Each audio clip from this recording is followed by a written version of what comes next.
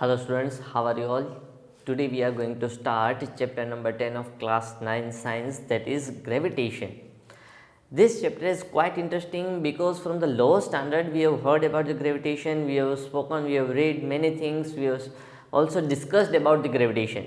So today we are going to learn in detail about the gravitation, that earth revolves around the sun, moon revolves around the earth. Similarly, many smaller objects revolves around the bigger object. So there is some kind of force.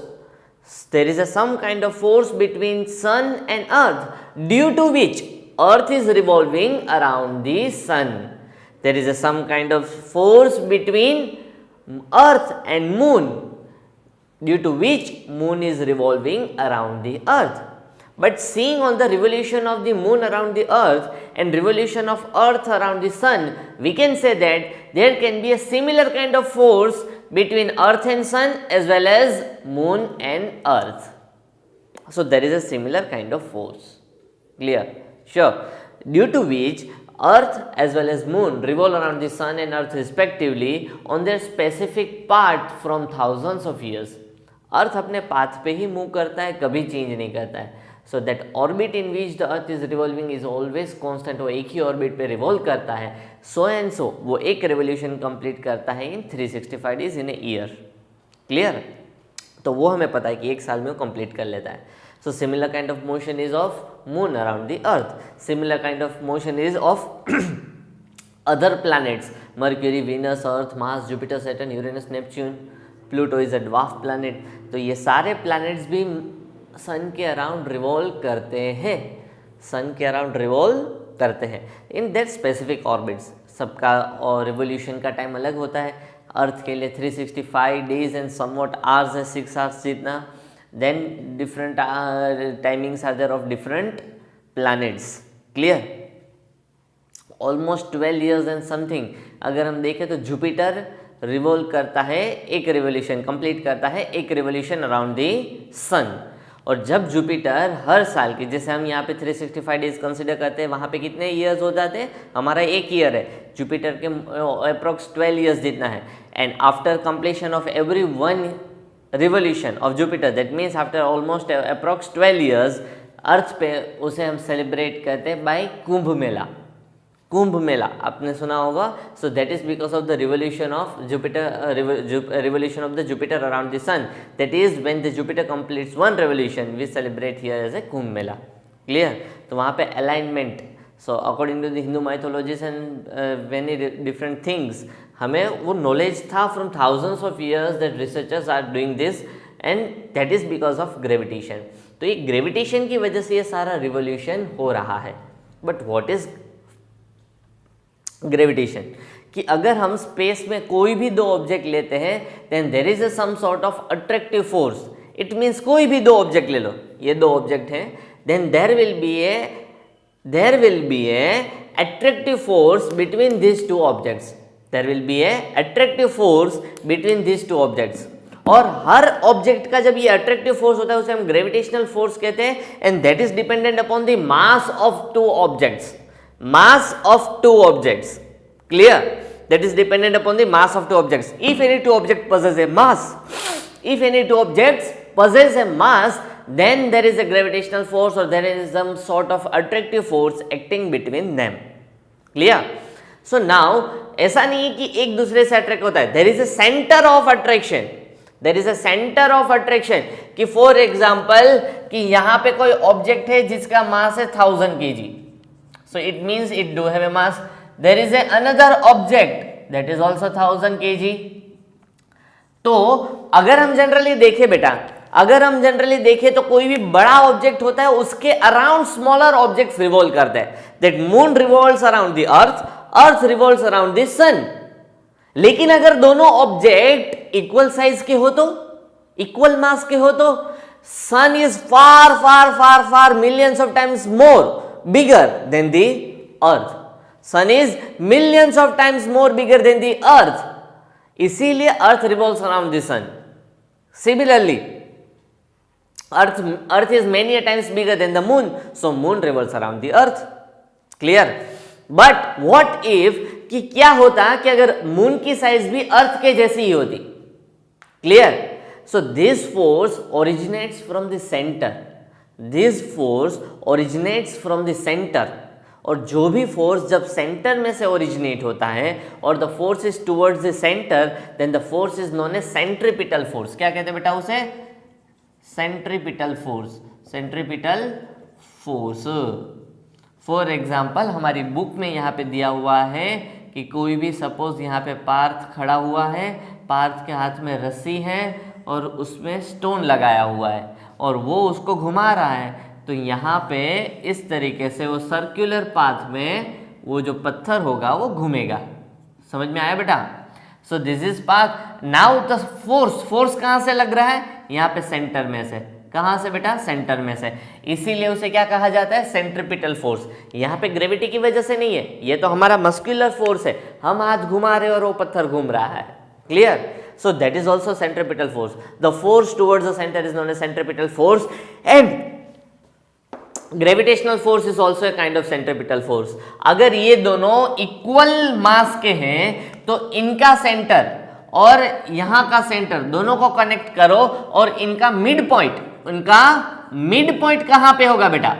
So at that mid point, वो mid point उनका centre बन जाएगा, and that centre is known as centre of gravity, centre of gravity. तो centre of gravity के around वो दोनों revolve करेंगे। ना तो ऑब्जेक्ट ए सपोज कंसीडर कहते हैं और ऑब्जेक्ट बी कंसीडर करते हैं, तो ना तो ए बी के अराउंड रिवॉल्व करेगा, ना तो बी ए के अराउंड रिवॉल्व करेगा, वो दोनों रिवॉल्व करेंगे around the centre of gravity. इस तरीके से क्या कभी ऐसा देखने को मिलता है? Yes obviously, yes obviously. हमारे पास प्लैनेट कितने हैं? 8 प्लैनेट है। Mercury, Venus, earth, Mars, Jupiter, Saturn, Uranus, Neptune, and the last one dwarf planet, छोटा प्लैनेट, दैट इज प्लूटो। उसे प्लैनेट में कंसिडर नहीं किया जा सकता, इसलिए उसे अलग कैटेगरी में रखते हैं जिसे कहते हैं ड्वार्फ प्लैनेट्स। ड्वार्फ यानी छोटा। सो ड्वार्फ प्लैनेट्स में हमने उसे रखा है। और जैसे अर्थ के पास मून है, उस मून को कहा जाता है नेचुरल सैटेलाइट। उसे क्या कहा जाता है? Natural satellite. सैटेलाइट का मतलब ये होता है अगर कोई भी ऑब्जेक्ट हमारे आजू बाजू रिवॉल्व करता है तो उसे सैटेलाइट कहा जाता है। Clear? If any object is revolving around the other object, then that revolving object is known as the satellite of the object placed at the centre.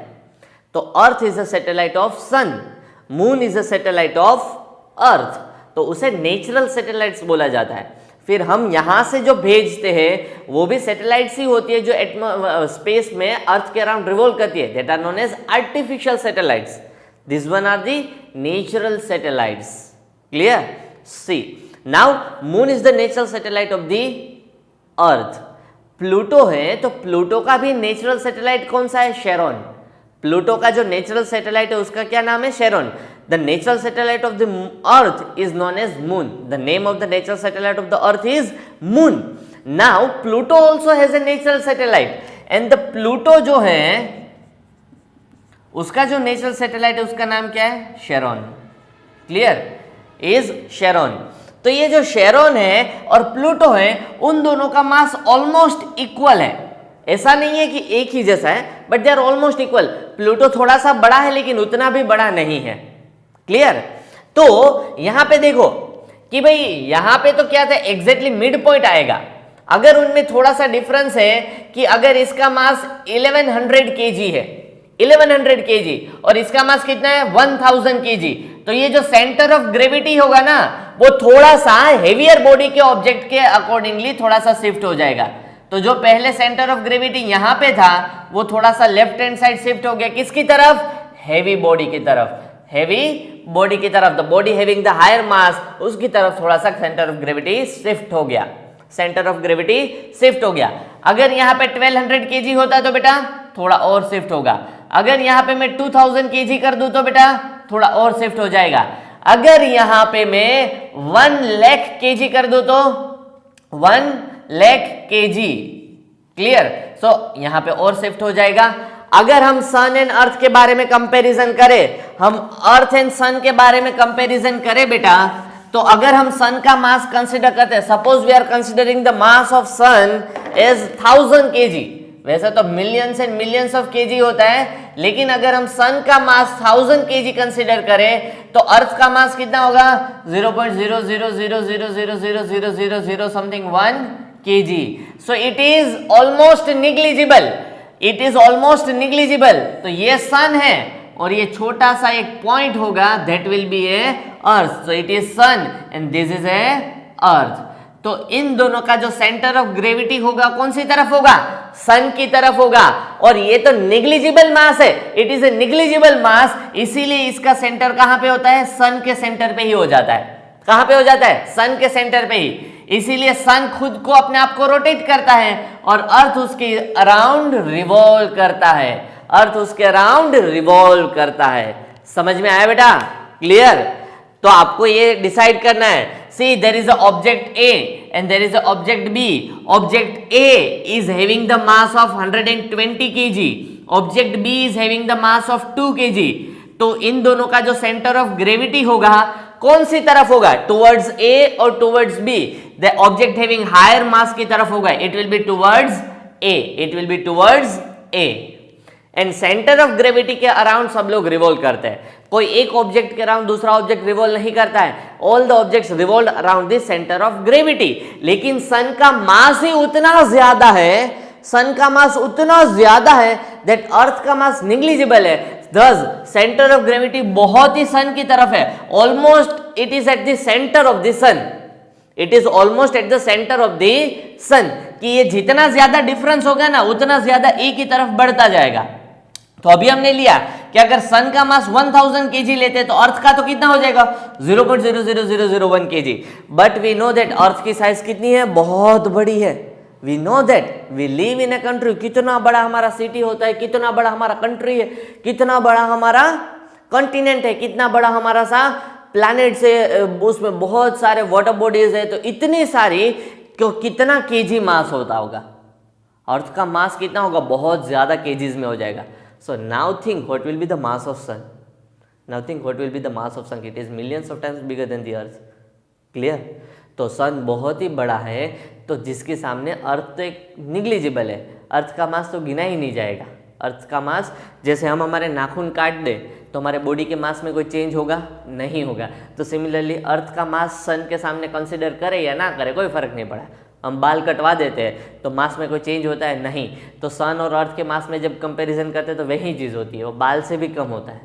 Clear. So sun is too much bigger, इसीलिए sun और अर्थ का कोई centre of gravity नहीं है, सन ही centre बन जाता है. Clear. Because of the huge difference in mass, because of huge difference in mass. इसीलिए सभी प्लैनेट्स अगर हम कंसिडर करें तो सभी प्लैनेट्स सन से इतने ही छोटे होते हैं. Clear? So they are the negligible. So each and every planet revolves around the sun. Each and every planet revolves around the sun. Clear? समझ में आ रहा है बेटा इतना? And this gravitational force is also known as centripetal force. It is a type of centripetal force. Centripetal मतलब क्या होता है? The force originating or attracting towards the center that is related to the center are known as centripetal force. Gravitational force किसके हिसाब से लगता है? That is dependent upon the first thing is mass. It is not the only thing, कि ऐसा नहीं है सिर्फ मास के ऊपर डिपेंडेंट है, but it is do dependent upon the mass, कि हाँ मास के ऊपर तो डिपेंडेंट है ही है. सो दैट इज ग्रेविटेशनल फोर्स. तो उतना आपको समझ में आना चाहिए. So what is gravitational force, ये हमने खत्म किया बेटा. तो ये आपको समझ में आया थोड़ा बहुत. Now the centre of gravity भी हमने समझ लिया कि जिसके अराउंड सारे ऑब्जेक्ट्स रिवॉल्व करते हैं उसे हम कहते हैं centre of gravity. Now do it is only dependent upon mass? No, the force of attraction is also dependent upon the distance between two objects. It is also dependent upon the distance between two objects. The force, the gravitational force is directly proportional to the product of masses. Suppose there is a object A, there is a object A and there is a object B. Object A is having mass m1 and object B is having mass m2. The distance between A and B, distance is equals to suppose D. आप D लिखो या कोई भी चीज लिख सकते हो, R लिखो, आपकी मर्जी. Then यहां पे हम लिख सकते हैं that gravitational force is directly proportional to product of their masses, product यानी होता है मल्टीप्लीकेशन, तो इनके दोनों का मल्टीप्लीकेशन की if it is 2 and it is 4 then 2 4 8, so ये हुआ उसका product. And this gravitational force is inversely proportional to the square of the distance between them, कि यहाँ पे एक ऑब्जेक्ट है, ऑब्जेक्ट का मास कितना है m1, there is another object m2, इनका जो ये डिस्टेंस है बेटा कितना है d, तो इनके बीच में कितना फोर्स लग रहा होगा, that force is directly proportional to the m1 m2। Directly proportional का मतलब ये होता है कि ये जो प्रोडक्ट होगा उनका मल्टीप्लीकेशन जितना ज्यादा होगा ग्रेविटेशनल फोर्स उतना ही ज्यादा होगा। And F is inversely proportional to 1/d square, d square division में है तो डिस्टेंस जितना ज्यादा होगा फोर्स उतना कम होगा। मैग्नेटिक फोर्स की तरह वो मास के वो ग्रेविटेशनल फोर्स नहीं है, लेकिन बड़े मैग्नेट रखोगे तो जल्दी से चिपक जाएंगे, लेकिन दूर रखोगे तो नहीं चिपक सकेंगे।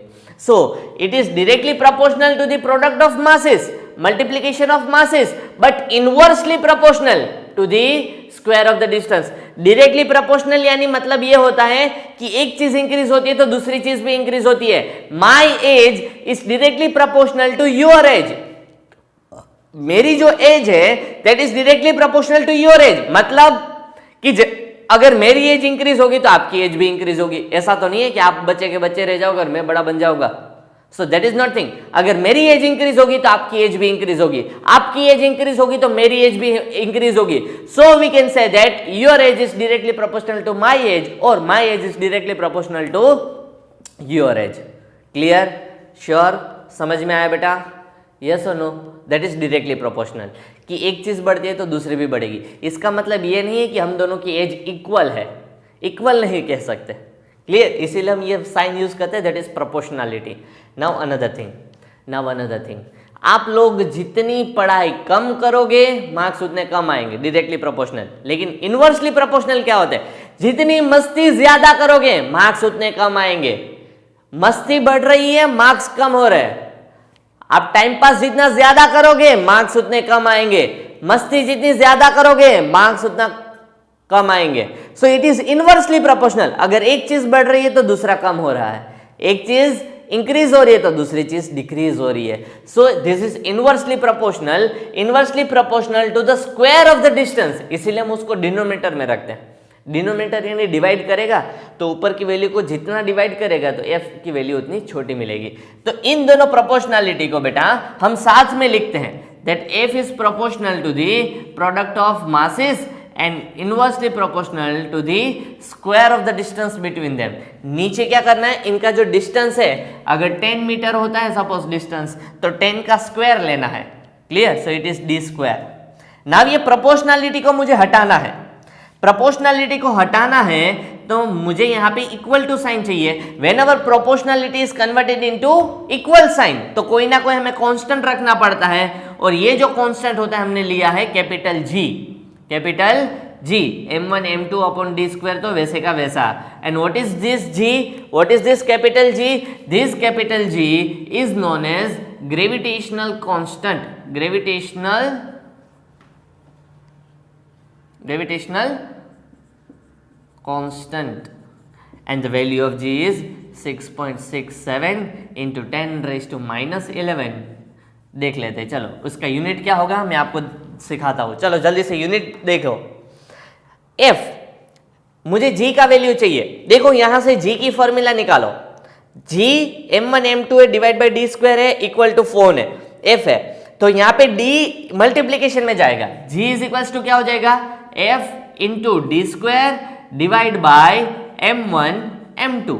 देखो F is equal G is equals to F D square division में, दूसरी तरफ मल्टीप्लीकेशन में, m1 इंटू m2 डिवीजन में, m1 m2 मल्टीप्लीकेशन में, इस तरफ डिवीजन में। फोर्स का यूनिट क्या होता है बेटा, फोर्स का यूनिट होता है newton. d is a distance, distance का यूनिट होता है metre, but it is a distance square, so यहाँ पे हो जाएगा मीटर स्क्वायर। और डिवाइड बाई क्या है, mass into mass, that is mass का यूनिट होता है kg, but there is a kg into kg, that is kg square. तो यहाँ पे यूनिट क्या होता है बेटा, यूनिट होता है newton metre square upon KG square, newton metre square upon KG square.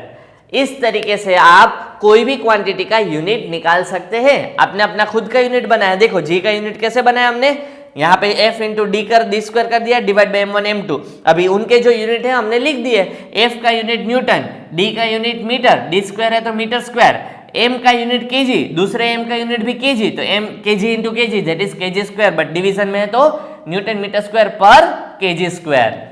तो इस तरीके से आप अपना यूनिट बना सकते हो। अगर आपको ये एरो नहीं करना है बेटा, अगर आपको ये एरो नहीं करना है, यहाँ पे आपको डिवाइड बाई केजी स्क्वायर नहीं करना है, तो आप क्या कर सकते हो, newton metre square KG, division में नहीं लिखना है, केजी रेस टू -2 कर देना, -2 यानी पर केजी स्क्वायर लिखा है, ऐसा हम कह सकते हैं। Clear?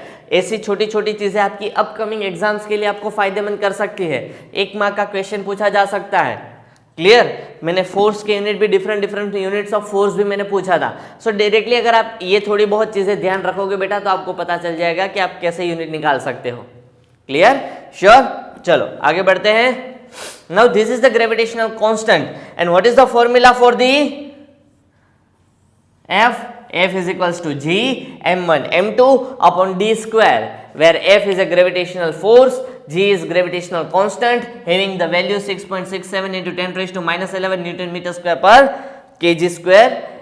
m1 and m2 are the mass of object 1 and object 2 respectively, and d square is the distance between two object. अब d की जगह r लिखना चाहो तो r भी लिख सकते हो, तो m1 m2 upon r square, तो वहां पे r is the distance between two object। Symbol अपने हिसाब से लो। टेक्स्ट बुक्स में, एनसीईआरटी के टेक्स्ट बुक्स एंड जीएसबी के टेक्स्ट बुक में थोड़ा बहुत डिफरेंस है।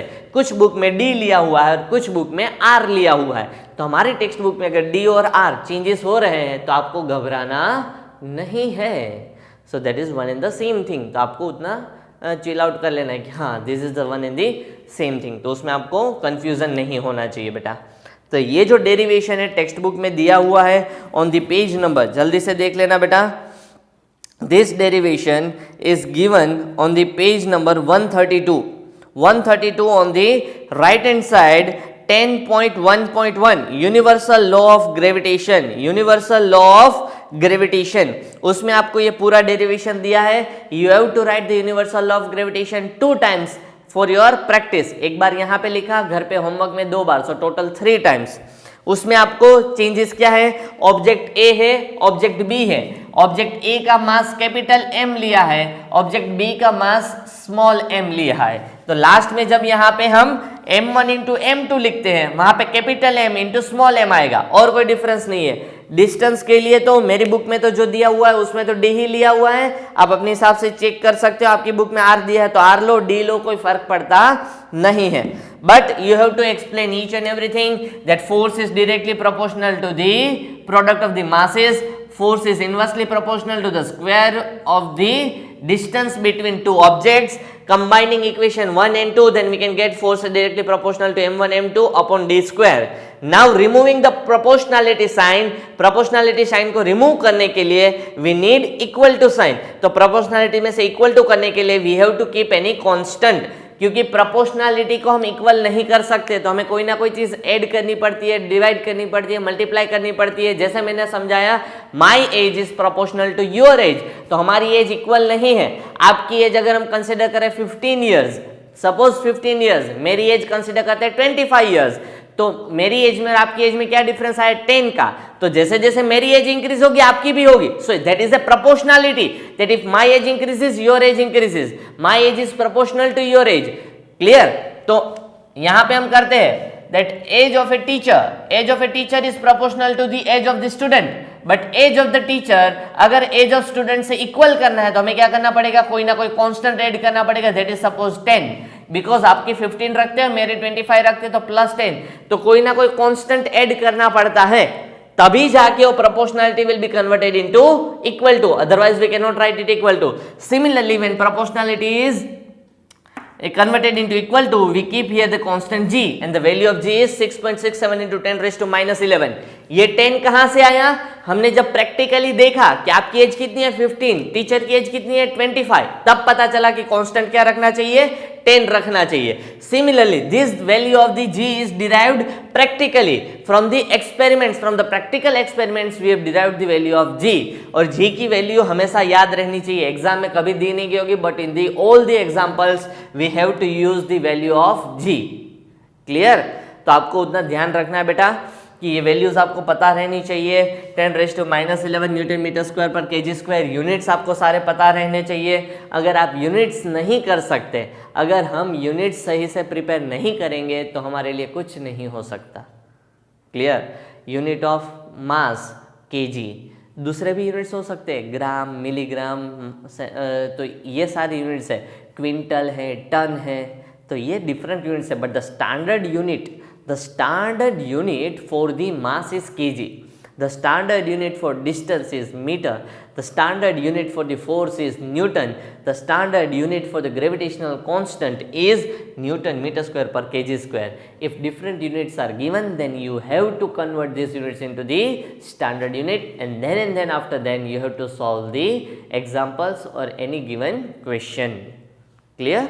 So यहाँ पे अच्छे से उसको एक्सप्लेन करो। ये जो हम सोच रहे हैं कि फॉर एग्जांपल कोई भी रिटन टेस्ट आ गया तो रिटन टेस्ट में ये वाला क्वेश्चन पूछा जाएगा और पूछा ही जाएगा 110%। इट इज़ गारंटीड कि ये क्वेश्चन पूछा जाएगा। First 2 to 3 page of the chapter number 10 gravitational constant read out करो, बहुत ही सिंपल दिया हुआ है। उसमें एक टेंजेंट वाला जो पोर्शन है वो हमने बाकी रखा है, that is the direction of the centripetal force, that the direction of any centripetal force. तो सेंट्रीपिटल फोर्स का डायरेक्शन हम नेक्स्ट लेक्चर में देखेंगे, but before that you have to remember, memorise each and everything. सिर्फ आपको derive करना है formula, तो सिर्फ ऐसे फॉर्मूलाज लिख के, सिर्फ इक्वेशन लिख के मार्क नहीं मिलेंगे। इसीलिए मैंने बोला from page number 132 read it out the portion that is universal law of gravitation. From the universal law of gravitation आप वहाँ पे जो भी चीज़ें लिखी है, each and everything should be written in your notebook 2 times and 1 time from this board. तो आपको ये पता होना चाहिए, 2-3 बार पढ़ो, then you would be able to remember. बहुत ही सिंपल डेरिवेशन है, एक बार मल्टीप्लाई करना है, एक बार डिवाइड बाय स्क्वायर, इन दोनों इक्वेशन को कंबाइन करना है, प्रोपोर्शनलिटी को इक्वल टू में कन्वर्ट करना है, and you have to see give the value of g. and what is g? g is a gravitational constant. बहुत ही सिंपल है, उसका यूनिट कहाँ से मिला वो आपको पता होना चाहिए। ये आपको बता भी सकते हैं या पूछ भी सकते हैं, how we can say that the unit of gravitational constant is newton metre square per KG square. Then give the formula of g. g is equals to f into d square by m1 into m2. what is the unit of f?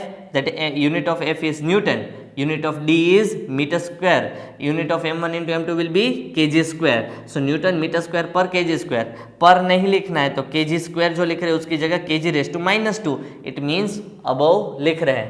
जैसे कि हम लिखते हैं 1/10 raised to 3 is equals to 10 raised to -3। Clear? तो यहाँ पे divide by kg square है, ऊपर लिखना चाहे तो kg raised to -2। बहुत बार हमने किया है, लेकिन अभी भी बार बार आपको याद करवा रहा हूँ, बहुत ही इंपॉर्टेंट क्वेश्चन है फ्रॉम दिस चैप्टर, तो इतना आपका हो जाना चाहिए बेटा। Thank you.